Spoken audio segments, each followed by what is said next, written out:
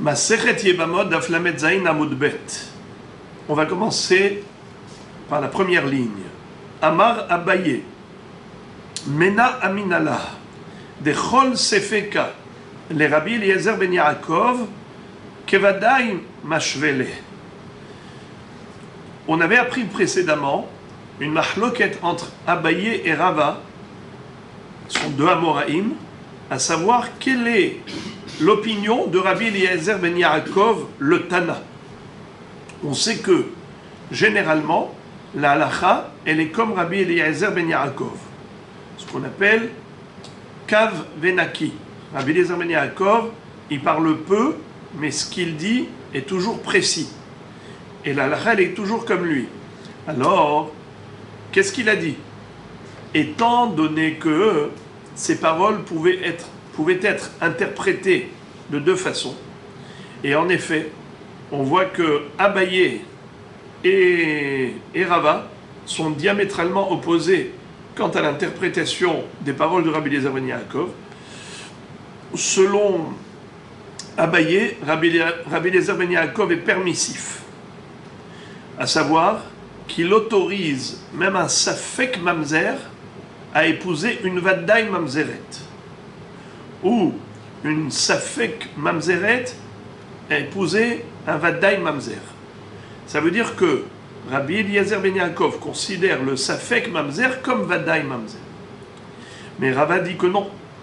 Un Vaddaï Mamzer peut épouser une Vaddaï Mamzeret, mais un Safek Mamzer ne peut pas épouser une Vaddaï Mamzeret. C'est ce qu'il fait dire d'ailleurs à Rabbi Eliezer ben Yaakov, que En Safek Kevadai. Abaye va nous démontrer d'où il a déduit en réalité que Rabbi Eliezer ben Yaakov pense que Safek Mamzer Kevadai. Amar Abaye Mina Aminala, d'où je l'ai dit, d'où je l'ai déduit. Dechol Sefeka, les Rabbi Eliezer ben Yaakov Kevadai Mashvele, que tout Safek Mamzer, selon Rabbi Eliezer ben Yaakov, est considéré comme Vaddaï Mamzer. Détania, comme il est écrit dans la braïta suivante. Rabbi Eliezer ben Yaakov Omer, Hare Sheba'al Nashim Harbe. Si quelqu'un a une relation avec plusieurs jeunes filles, Ve'eno yodea aleze mehenba, mais il n'a pas répertorié. Il sait qu'il a eu malheureusement des relations à droite et à gauche, à tort et à travers, mais il ne sait plus qui sont ces femmes-là. Ou inversement, Vechenhi, Sheba'u aleha anashim arbe ve'eno yadaat me'eze mehen kibla. Imaginons, cette jeune fille était malheureusement prostituée, elle a été avec plusieurs hommes, et finalement elle est tombée enceinte, mais elle ne sait même pas de qui. De qui elle a reçu, ça veut dire de qui elle est tombée enceinte. Nimtza, il peut se trouver, Chazve Shalom, à cause de cette prostitution, que ce soit de la part de l'homme ou de la part de la femme, qu'est-ce qu'on pourrait avoir comme résultat négatif dans le monde? Nimtza, Av nose et bito, Ah nose et achoto, Venitmale kol haolam kullo mamzerim. On pourrait avoir un résultat extrêmement négatif, c'est que il peut y avoir une situation où un père va se retrouver avec sa fille. Comment? Un monsieur croise une jeune fille. Et cette jeune fille ne sait pas que ce monsieur, en fait, c'est son père. Parce que lui avait une relation comme ça de prostitution avec sa mère. Et finalement, il a donné naissance à cette fille. Et maintenant, c'est elle qui va aller avec son père maintenant. C'est très grave. L'enfant auquel ils donneront naissance, eh bien, il sera mamzer. Il sera mamzer. Ou, par exemple, un homme peut se retrouver avec sa sœur. Parce que le même bonhomme qui a tourné avec plusieurs femmes, il a donné naissance une fois à un garçon, une fois à une fille. Donc ce garçon et cette fille qui se croisent ils ont le même père, même s'ils n'ont pas la même mère, mais ils ont le même père. Eux-mêmes, ils ne le savent pas. Ils ne connaissent pas leur père. C'est un frère avec sa sœur. Qu'est-ce que seront les enfants? Des mamzerim. Donc, voilà le drame que peut causer un homme ou une femme qui n'ont pas de règles dans leur vie, n'ont pas de cadre de vie. Ils vivent dans une vie de hefker. Alors, al zeneemar ou malea haaret zima. Rabbi Eliezer ben Yaakov applique à cette situation le passouk suivant. La terre se remplira de débauche, de dépravation. Donc tu vois que Rabbi Eliezer ben Yaakov, il a qualifié ses enfants de mamzerim. Comment ces enfants sont mamzerim? Mais c'est pas sûr. C'est ça fait que mamzerim. Puisque elle ne sait pas de qui elle est tombée enceinte. De qui... Et lui ne sait pas avec qui il a donné naissance à quel enfant. Donc ce sont des safek mamzerim. Et pourtant, comment il les appelle? Mamzerim, comme si c'était des mamzerim vadaï. De là, Abaye a déduit que selon Rabbi Eliezer ben Yaakov, safek mamzer égale mamzer vadaï. Mais Rava, qui n'est pas d'accord avec Abaye, comment va-t-il interpréter ce pasouk? Verava amar lecha hachi ka'amar zo mahi ou malea haaret zima.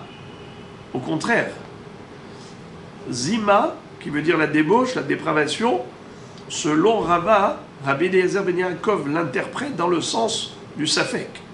Zima, zo mahi. Cette fille, qu'est-ce qu'elle est? Ce garçon, qu'est-ce qu'il est? Il n'a pas dit qu'ils sont vadaï mamzerim. Au contraire, ce sont des safek mamzerim, zo mahi. Encore un autre enseignement de Rabbi Eliezer ben Yaakov dans le même état d'esprit, dans le même ordre d'idées.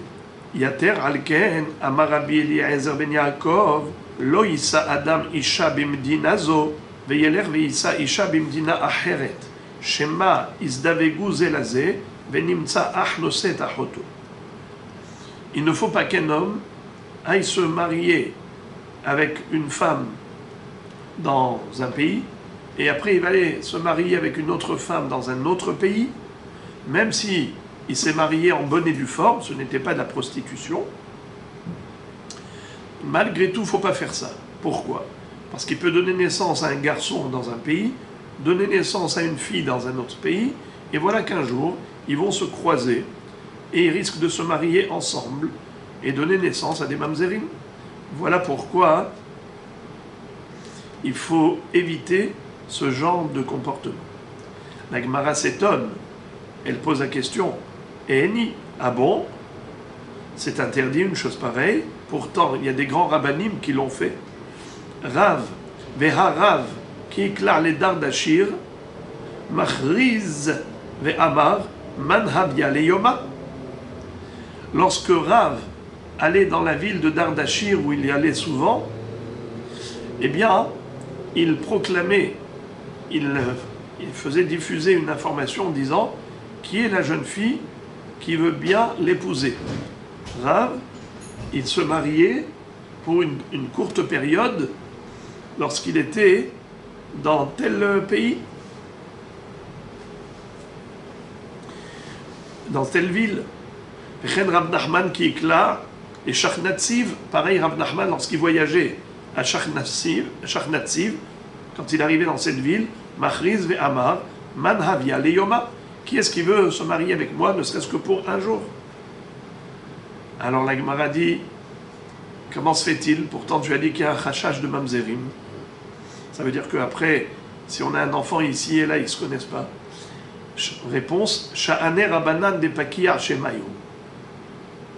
Selon une explication, c'est celle de Rashi, c'est que les Chachamim, ils sont connus. Comme ils sont célèbres, alors le fils de Rav ou le fils de Rav Nachman, tout le monde le sait. Ah, c'est le fils de Rav Nachman, c'est la fille de Rav Nachman. Pareil dans l'autre pays ou dans l'autre ville. Donc il ne passera pas inaperçu. On saura qui est le père de cette fille, qui est le père de ce garçon, et donc en aucun cas on pourrait glisser dans la mamzerout. La Gemara pose une question, elle dit mais comment ils se sont mariés si vite en un jour? Mais on a une halakha, c'est que la kala doit attendre 7 jours le Shiva Nekiim. On a une halakha selon laquelle la kala n'a pas le droit de se marier immédiatement lorsque le hatan la sollicite. Il faut qu'elle fasse d'abord une bédika de Hefsek Tahara et qu'elle compte les Shiva Nekiim, les 7 jours de propreté. Pourquoi? Même si elle n'était pas Nida, nous craignons qu'elle soit devenue Nida, ne serait-ce que par la sollicitation du Hatan qui lui dit « Allez, on va se marier ». Alors déjà, ça déclenche en elle un désir qui pourrait déclencher une goutte de sang, un saignement, ne serait-ce qu'une goutte de sang, et ça s'appelle Dam Himoud. Et donc elle deviendrait Nida. Si elle devient Nida, comment il peut l'épouser? Il est venu pour un jour, comment il va l'épouser? Alors je répète la question. Vea Amarava, Tevaouha Linase Venit Païsa, lorsque le Hatan a sollicité la Kala pour fixer la date de mariage et elle a accepté, Tzricha Leshev Shiv'a Nekiyim, il faut d'abord que s'écoule 7 jours avant de rentrer sous la Choupa, puisque il faut avoir une certitude de Shiv'a Nekiyim, de 7 jours propres. Alors comment ils ont fait ces rabbanim? Réponse, Rabbanan, Shelu Hayhu Avu Meshadre ou Mod'elehu. Ils envoyaient d'abord des émissaires avant d'arriver dans la ville, 7 jours avant, pour dire, 8 jours avant, pour dire voilà, j'arrive, qui est-ce qui veut se marier avec moi le jour où je serai là-bas? Et pourquoi ils faisaient ça? Pourquoi ils voulaient se marier? C'est que un tzaddik ne veut pas être attiré par des femmes interdites. Alors, pour se préserver du Yetzer Hara, pour se protéger, ils voulaient se marier. Donc là où ils se trouvaient, ils étaient toujours mariés. Parce que leurs femmes ne voyageaient pas avec eux, dans des voyages lointains. Ça, c'est la première réponse. Donc la fille s'était déjà préparée 7 jours avant son arrivée. Deuxième réponse, Ve'iba'itima, les rabbanan, Yahoudé be'alma ou demiyahade lehu, de Amarmor, enodome mishesh lopat besalo, les mishen en lopat besalo. Selon la deuxième réponse, ces chachamim n'avaient pas de relation intime avec ces femmes-là. Juste, il est consacré pour le mariage, et il se retrouvait en yihoud avec eux, juste pour avoir l'impression que si ils souhaitaient avoir une relation, eh bien voilà, ils avaient une femme qui leur était permise. Donc ils ne faisaient pas ça. C'est-à-dire concrètement, ils n'allaient pas avoir un enfant dans cette ville, un enfant dans ce pays, jamais. Pourquoi? Parce qu'ils n'avaient pas de relation avec ces femmes, mais juste pour se préserver du Yetzer Hara, pour dire au Yetzer Hara, écoute, si tu cherches à obtenir satisfaction, eh bien, sache que tu vas pouvoir aller dans le kasher. Tu n'as pas besoin de regarder le non-kasher. Et une fois que la personne, elle a cette sensation que si elle le souhaite, elle l'aura, alors il n'y a plus cette excitation du désir négatif. Et la Gemara conclut avec un sujet qui est enseigné par Rabbi Eliezer ben Yaakov dans le cadre du mariage. Tana, Rabbi Eliezer ben Yaakov Omer, Lo Issa Adam Ishto, Veda'ato Legaresha, Mishum Shene'emar, Al Taharosh al Re'acha, Ra'a, Vehu Yoshev la Betach Itach. Rabbi Eliezer ben Yaakov dit, c'est assourd de se marier avec l'intention de divorcer. Un homme qui dit, voilà, moi j'ai envie d'aller avec cette femme, mais j'ai pas envie de rester avec elle toute ma vie, alors je vais juste la prendre, mais comme un produit jetable. Eh bien, ça c'est assourd. Le Meiri dit que ce issour, c'est seulement s'il ne lui a pas dit. Parce que là, c'est de la lâcheté, de la trahison. Mais s'il avait averti depuis le début, le Meiri dit que dans ce cas-là, c'est moutar. Quelle est la preuve? C'est que nous voyons que Rav et Rav Nachman, quand ils allaient dans ces endroits et qu'ils disaient qu'on va se marier, ils disaient on va se marier pour un jour. Donc c'est-à-dire qu'ils annonçaient déjà le divorce. Et c'est ça le rapport. D'après le Meiri, on comprend pourquoi on nous a cité cet enseignement. C'est pas juste encore un enseignement de Rabbi Eliezer ben Yaakov qui concerne le matrimonial, la vie maritale, mais c'est carrément directement lié à ce qu'on vient de dire. Ça veut dire que c'est assourd de se marier avec l'intention de trahir son épouse en disant je vais la divorcer peu de temps après. Mais alors dans ce cas-là, comment ça se fait que les rabbanim ont fait ça en quelque sorte, puisque ils ont dit les yoma, les yom echad. Le Meiri dit, ben c'est justement ce qu'on nous dit. Que quand est-ce que ça s'appelle, quand est-ce que c'est assourd? C'est quand c'est de la trahison. C'est-à-dire que depuis le début, c'était prémédité. La personne, la femme, quand elle est venue se marier, pour elle c'est un mariage pour la vie, et elle se retrouve avec quelqu'un qui lui propose le guet peu de temps après qu'il ait exploité. Alors ça, c'est de la trahison. Al taharosh al re'acha ra'a v'hu yoshev la betachitra. Elle est venue en te faisant confiance, et toi, tu as abusé de cette confiance.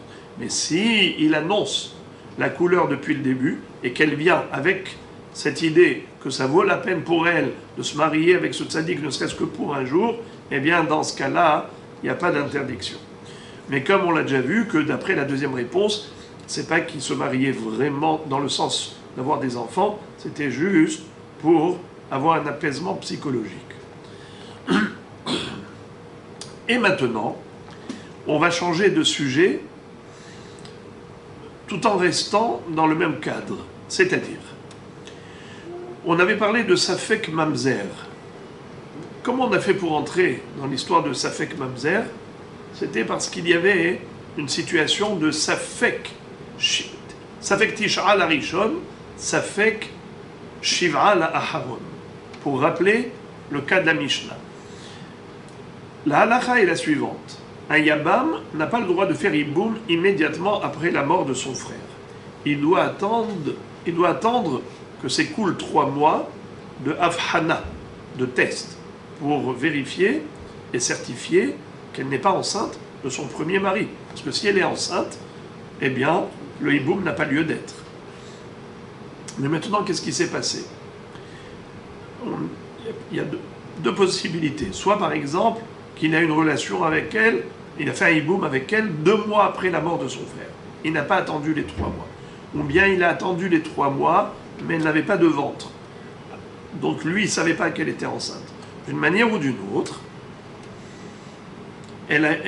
tout de suite après, elle a eu un ventre. Donc, il s'est dit, attends, de qui est cet enfant?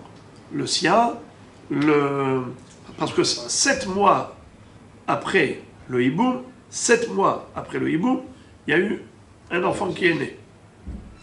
Par exemple, 6 mois et 1 jour, puisque Yoledet le Shiv'a, Yoledet le Mkuta'in. Il existe 2 termes de grossesse, soit à l'issue de 7 mois, soit à l'issue de 9 mois. Quand c'est à l'issue de 9 mois, il faut que ce soit 9 mois plein. Quand c'est à l'issue de 7 mois, ça peut être même 6 mois et 1 jour. Ça s'appelle déjà rentrer dans le 7e mois. Alors il y a ici 2 hypothèses. Soit ce bébé appartient à son premier mari, à cette femme, soit elle a conçu cet enfant de son 2e mari, du Yabam. On a un safek. Et on avait vu quel était le din à ce propos, c'est que le Vlad il est kasher, le Vlad lui-même il est kasher, mais elle n'a pas le droit de rester avec lui parce que c'est safek safek Tish'a la Rishon, safek Shiv'a la Acharon. Peut-être que ce bébé, c'est de son premier mari, donc elle ne devait pas faire Iboum. Donc il faut qu'il lui donne un guet. Donc c'était ça, Yotzi Vehavlad Kacher. Ils doivent apporter un korban Hacham Taloui pour se faire pardonner d'avoir eu une relation douteuse. Alors ils doivent apporter un korban Hacham Taloui. Maintenant, ce qui va nous intéresser, c'est l'histoire de la Nahala. Encore une des incidences d'une situation comme celle-là, à savoir, est-ce que cet enfant est issu du premier mariage ou du hiboum, du deuxième mariage, quelle est l'incidence? Elle est aussi d'ordre pécuniaire. Problème d'héritage. On sait que le fils hérite de son père. Mais on sait également qu'un Yabam hérite de son frère. La Torah a accordé au Yabam un privilège, lequel, c'est que tout le patrimoine du frère, du défunt, qui est resté, eh bien, tout ce patrimoine va directement en héritage pour le Yabam. Pas pour les autres frères, pour personne d'autre, ça va pour le Yabam. Vehaya ha-bechor asher teled yakum al shem achiv hamet. Il prend la place de son frère, donc il a pris la femme, il a pris aussi l'argent. Maintenant, on a un safek. Est-ce que le hiboum avait lieu d'être, oui ou non? Car d'une part, si cette femme n'était pas enceinte, alors évidemment tout l'argent lui revient, au Yabam. Mais si cette femme était enceinte de son premier mari, que le bébé qu'elle a eu 7 mois après le hiboum, en fait c'est le 9e mois de grossesse par rapport à son premier mari, dans ce cas, elle ne devait pas faire hiboum, et cet enfant c'est le fils de son père, c'est-à-dire le fils de son premier mari. Et donc, l'héritage lui revient de droit. Alors maintenant, qu'est-ce qui se passe? Maintenant, c'est la guerre entre le fils et le père. C'est-à-dire, l'enfant, quand il a entendu l'histoire de sa mère, qu'elle a eu 7 mois après le hiboum, et qu'il y avait un doute, est-ce que c'était... Est-ce qu'il est le fils du premier mari ou le fils du deuxième mari? Donc ils se sont séparés, comme on a vu dans la Mishnah, évidemment. La loi, c'est qu'ils se séparent, ils n'ont pas le droit de rester ensemble. Il lui a donné un guet et tout. Mais maintenant, il y a une histoire d'argent. Lui, le fils, va dire au Yabam, écoute, qui dit que je suis ton fils? Peut-être que je suis le fils du premier mari. Donc c'est moi son fils, et c'est moi qui dois hériter. Tout l'argent me revient. Le Yabam lui dit, mais non, pas du tout. Toi, tu n'es pas son fils, tu es mon fils. Et donc, rien ne te revient. Car le Yabam, c'est lui qui hérite de son frère, pas le fils du Yabam. Alors maintenant, c'est la guerre. Qui a raison? Puisque c'est impossible de vérifier. Ça reste ce qu'on appelle Mammon Hamutal Besafek Holkin, Yahaloku. On va partager en deux cet argent, ce patrimoine, puisqu'il est en Safek. Est-ce qu'il appartient à ce jeune homme ou est-ce qu'il appartient à cet homme? On ne sait pas si c'est lui son père ou bien c'est l'autre son père, et c'est un Safek invérifiable. Alors la halakha est que Holkim. On sait qu'il y a une mahloket entre Sumchus et Hakamim à ce propos. Mais là, dans ce cas-là, tout le monde est d'accord que Mammon Hamutal Besafek Holkim, parce qu'il n'y a pas de Mourzak. Personne n'est considéré comme détenteur de l'argent pour dire « Attends, toi tu veux lui retirer de l'argent, amène une preuve. » Mais ici, personne ne retire de l'autre. C'est l'argent de l'héritage qui est un argent neutre. Chacun prétend qu'il est en droit de s'emparer de cet argent, puisqu'il n'y a aucune preuve, ni pour l'un ni pour l'autre. Chacun a sa ta'ana, chacun réclame, chacun a sa réclamation, mais n'a aucune preuve. Alors, puisqu'on est dans un safek, le Beddin va trancher Yahaloku, Holkin, Mammon, Hamutal, Besafek, Holkin, de l'argent qui est dans une situation de doute, de safek, eh bien on le partage en deux, on partage la poire en deux. On va lire dans le texte. Safek Veyabam. C'est quoi Safek Veyabam? Safek, c'est le garçon dont on a un Safek par rapport à sa généalogie. Il est le fils de qui? Du premier ou du deuxième? Est-ce qu'il est le fils du premier mari ou du deuxième mari, à savoir le Yabam? Shebaou lahlok benirse mitna. Ils sont venus pour se partager l'héritage du mort.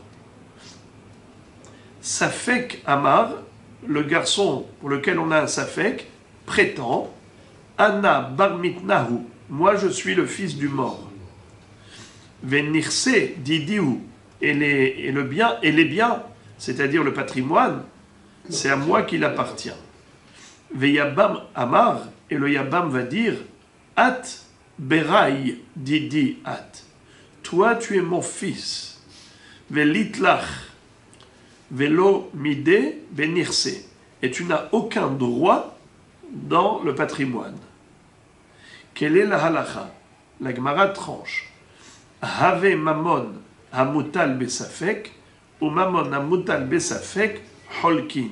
C'est de l'argent qui est en suspens par rapport au doute qu'on a. Quelle est la réalité? Est-ce que la réalité, elle est comme celle-là ou comme celle-là? Eh bien, on partage équitablement. Ce premier cas de figure, c'est un cas simple. Maintenant, on va rentrer dans un cas plus compliqué. Safek ou bnei Yabam shebaou lahlok benirse mitna. Imaginons qu'on ait le même cas de figure, c'est-à-dire l'héritage du défunt, seulement il ne s'était pas partagé en temps et en heure. Il n'y a pas eu ce partage de l'héritage auparavant. En attendant, le Yabam est mort. Ce Yabam-là, qui n'a pas partagé l'héritage avec le jeune homme, qui est peut-être son propre fils, lui également est mort. Mais lui, quand est-ce qu'il est mort? Après qu'il ait refait sa vie. Parce que quand le Bédine lui ont dit « t'as pas le droit de rester avec elle », ok, il est parti, il s'est marié, il a eu des enfants. Mais étant donné qu'il n'a pas encore partagé l'héritage avec l'autre, le Yabam et le Safek, maintenant le Yabam n'est plus de ce monde. Le Yabam, il a des enfants d'une autre femme. Et qui maintenant se retrouve dans un conflit, dans un litige, c'est le Safek avec les Bnei Yabam. Le garçon avec les Bnei Yabam. Maintenant, quelle est la réclamation de chacun?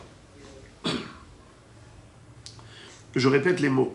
Safek ou Bnei Yabam shebaou lahlok benirse mitna. Le Safek et les fils du Yabam sont venus pour partager l'héritage du premier mari qui est mort, qu'on appelle mitna, le mort. Safek Amar, le Safek prétend Haou Gavra, Bar Mitnahu, Venirse Didihu, en parlant de lui-même.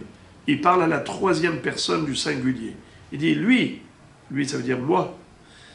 Le Safek, il parle de lui-même. Il dit Haou Gavra, cet homme-là, Bar Mitnahu, il est le fils du mort. Et donc, Nirse Didihu, le patrimoine, c'est de mon père, ça me revient. Je veux prendre tout le patrimoine. Bnei Yabam Amre. Qu'est-ce que prétendent et déclarent les autres? Ils disent At Ahinu At. Toi, tu es notre frère. Ça veut dire qu'on est tous les enfants du même père. Ça veut dire que qui dit que tu es le fils du premier? Mapitom, tu es le fils du deuxième. Nous, on est les fils du deuxième, toi aussi tu es le fils du deuxième. Umanata, Hu de Hitlach Bahadan. Manata, ça veut dire une mana, une ration. Tu as juste une part. Comme nous tous, on doit tous se partager l'héritage de papa.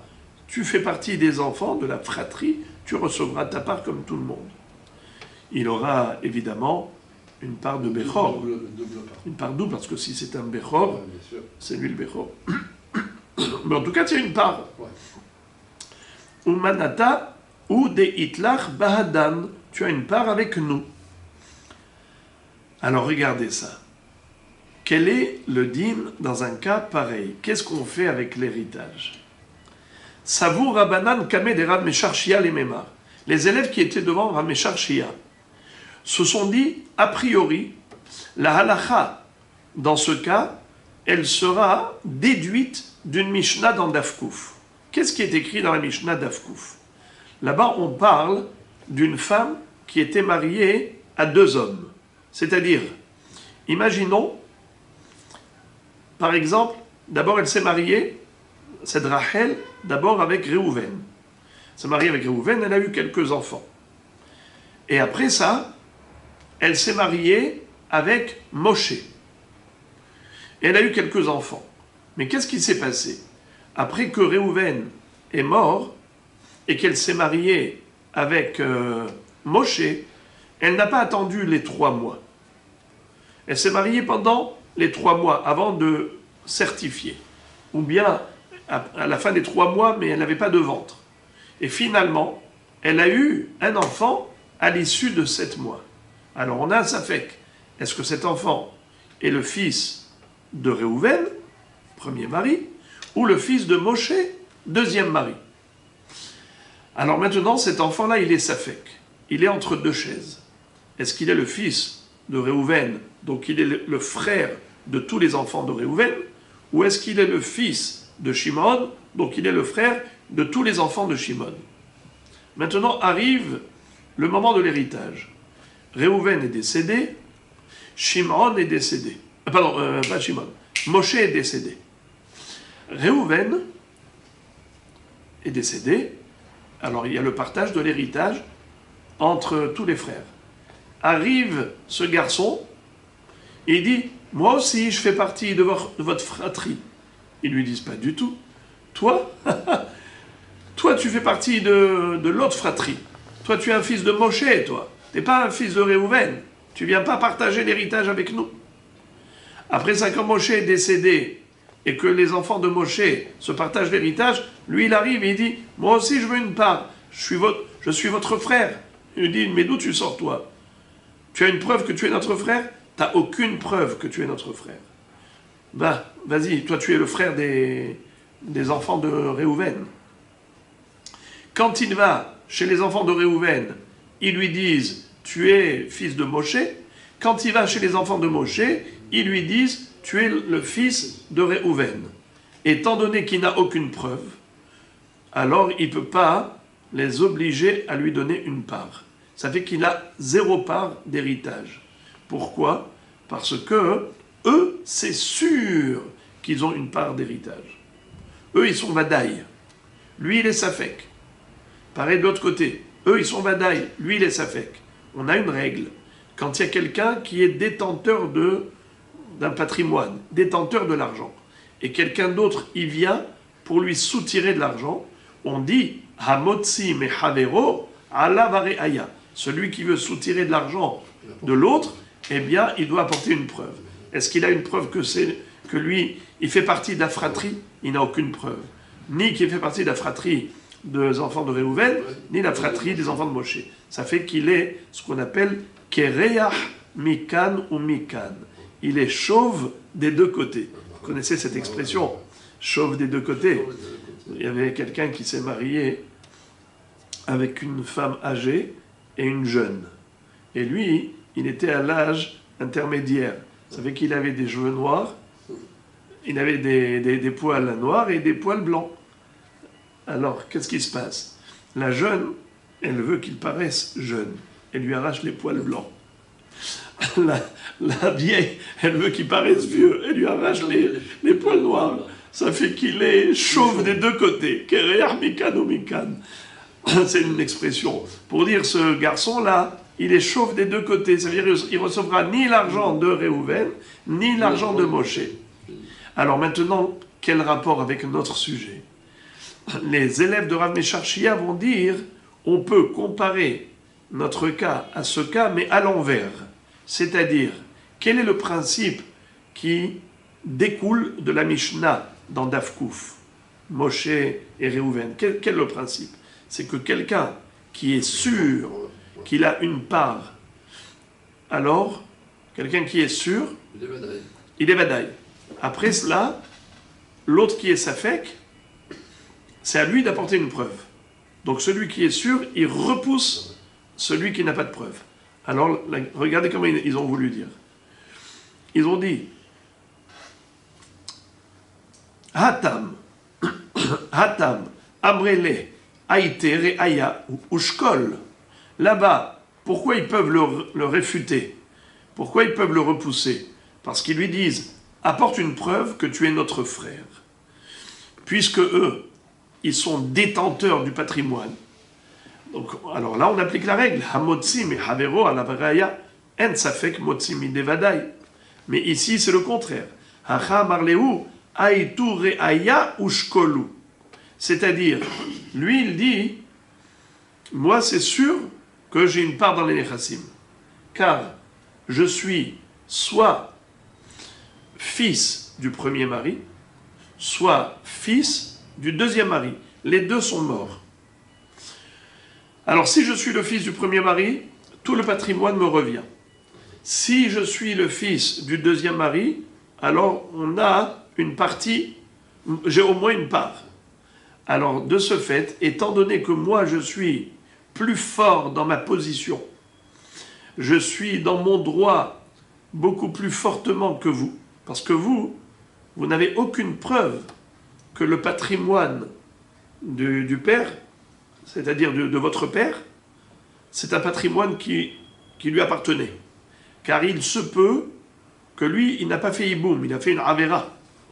Moi, je suis le fils du premier mari, donc l'argent me revient. Lui, maintenant, qu'est-ce que vous prétendez? Que vous êtes les enfants du Yabam? Mais de quel Yabam vous parlez? Vous avez une preuve que son Iboum était valable? Vous n'avez aucune preuve que son Iboum était valable. Alors, moi, je suis soit son fils à lui, je suis soit le fils du premier père, du premier mari. Donc, si je suis le fils du premier mari, vous n'avez rien à prendre. Parce que votre père n'a aucun droit. Il n'avait pas à faire Iboum, c'est même pas un Iboum, c'est n'importe quoi ce qu'il a fait. C'est une avéra très grave qu'il a faite avec sa mère. Alors c'est pour cela qu'il peut, a priori, leur dire vous n'avez aucune preuve que vous avez droit en ce patrimoine, et donc il peut les remballer à tous et s'emparer de la totalité de l'héritage. C'est comme ça que les élèves de Rav Meshar Shia ont voulu raisonner. Amar Léou Rav Meshar Shia Midami, Rav Meshar Shia leur dit vous comparez l'incomparable. Pourquoi? Hatam inhu vadai veihu safek. Là-bas, dans le cas de la Mishnah d'Avkouf, pourquoi est-ce que les enfants de Réhouven et les enfants de Moshe pouvaient jouer au ping-pong et l'envoyer balader à chaque fois qu'il venait? Il disait moi je veux partager avec vous. Ils lui disent tu as une preuve que tu es notre frère? Tu n'as aucune preuve. Nous c'est sûr qu'on est les enfants. Nous c'est sûr qu'on a un droit d'héritage. Toi ce n'est pas sûr. Amotsim et Havero à la Vareaya. Donc chacun joue le même jeu. Les fils de Réhouven et les enfants de Moshe pareil. Aval hacha, mais ici Idi ve Idi, ça fait que ce soit les enfants de ce deuxième, les enfants du Yabam, ceux dont on est sûr qu'ils sont les enfants du Yabam, ou bien ce garçon-là, qui est Safek, est-ce qu'il est le fils du Yabam ou pas? Aucun Nevadaï. Aucun Nevadaï. Lui, qu'est-ce qu'il prétend? Que tout l'héritage lui revient. Mais de quel droit il se permet de dire ça? Tu as une preuve que tu es le fils du premier mari? Tu n'as aucune preuve. Même si lui, il a plus de chance en quelque sorte, mais il n'a aucun koach de vadaout, puisque lui-même, il ne sait pas le fils de qui il est.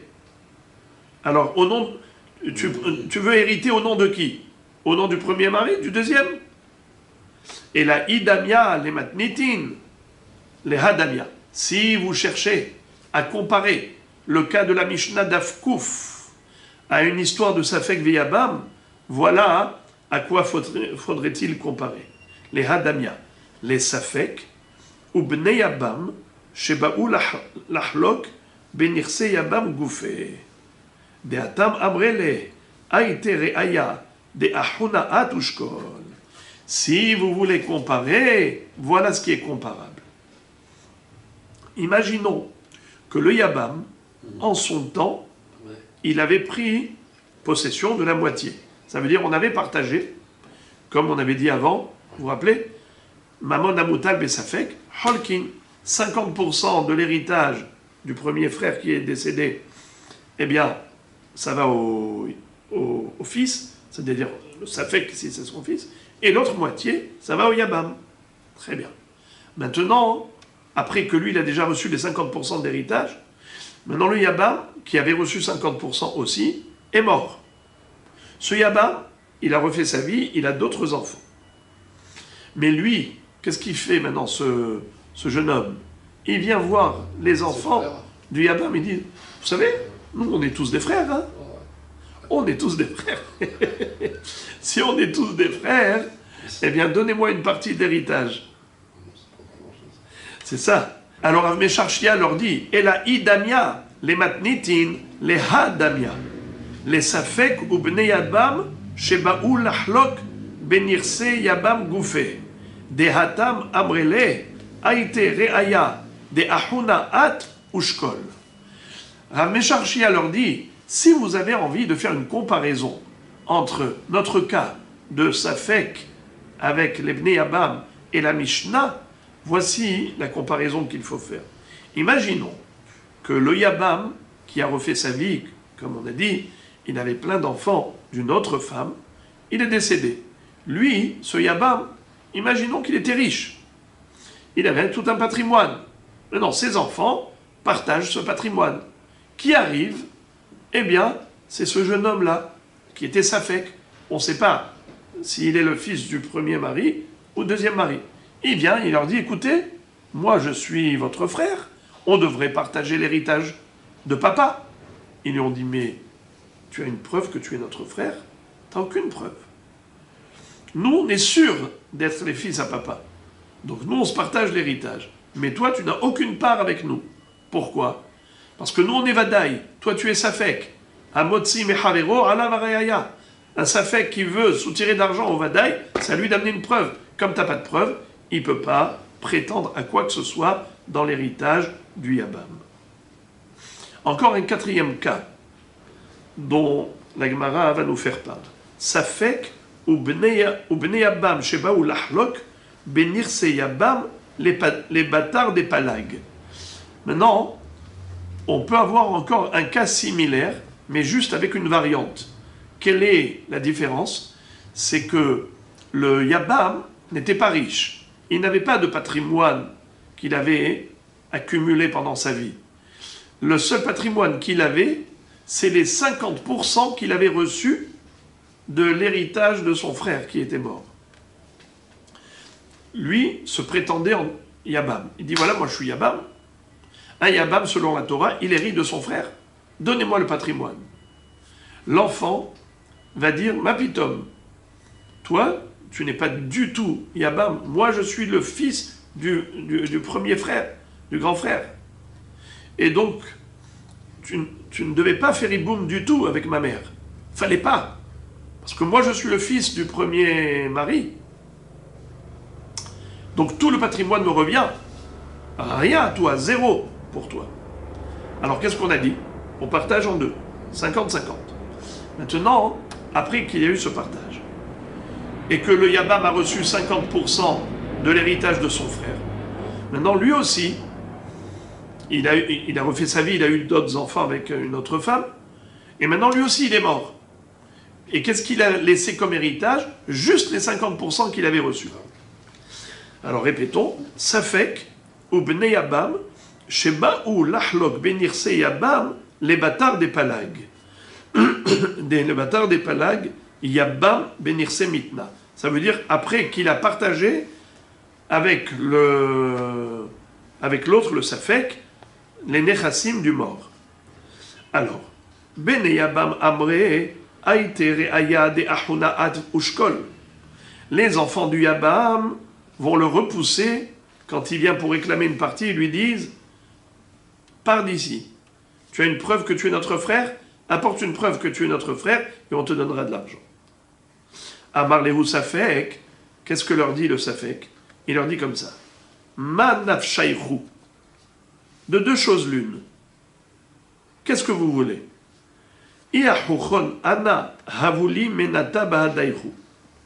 C'est-à-dire, si vous me considérez comme votre frère, alors donnez-moi une part, mais dans ce cas-là, qu'est-ce que vous prétendez? Que je ne suis pas le fils du premier mari.